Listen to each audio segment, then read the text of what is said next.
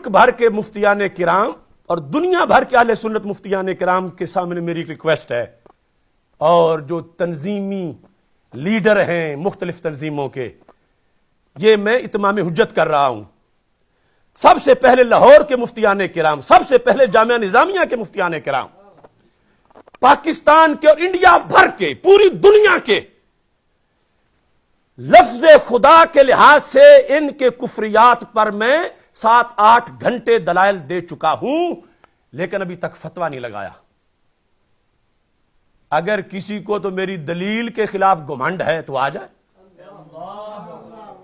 اور اگر نہیں تو پھر کیا ان کا خدا نہیں جو چپ کر کے مفتی بیٹھے؟ ابھی لفظ نبی والا تو موضوع ہی جدا ہے، لفظ خدا والا اس کے ہم دلائل دے چکے ہیں، لہذا اپنی پگڑیاں بچا کے اندر حجروں میں بیٹھے ہوئے بولیں، کیونکہ میرے امام نے کہا ہے اسی مسئلے پر لفظ خدا کے اندر کہ من شک فی کفری و عذابی فقد کفر، کہ جس نے کسی معنی میں بھی لفظ خدا اللہ کے سوا کسی پر بولا، اس کے بارے میں جو شک کرے گا وہ بھی کافر ہو جائے گا۔ لہذا تنظیم المدارس کے مفتیان ہوں یا دعوت اسلامی کے مفتیان ہوں یا ادارت المصطفیٰ صلی اللہ علیہ وسلم کے مفتیان ہوں، سنی تحریک کے ہوں، جماعت اہل سنت کے ہوں، مرکزی جماعت کے ہوں، JUP کے ہوں یا مطلقاً مدارس کے ہوں، میں نے اتمام حجت کے لیے خود فتویٰ نہیں لگایا، صرف دلائل بیان کیے، اور اگر یہ سارے لوگ چپ رہے تو مجھے کسی کی حمایت کی ضرورت نہیں، میں خود فتویٰ لگاؤں گا اور پھر یہ سارے چیخیں گے۔ اب وقت ہے، اگر کسی کو اتمام حجت کرنا ہے تو آ جائے، کوئی کسی کے پاس دلیل ہے میری دلیل کے جواب میں آ جائے، اور اگر نہیں تو اعلی حضرت نے تمہید ایمان میں لکھا تھا کہ کوئی کہتا ہے چونکہ میرا استاد ہے تو میں کیسے بولوں،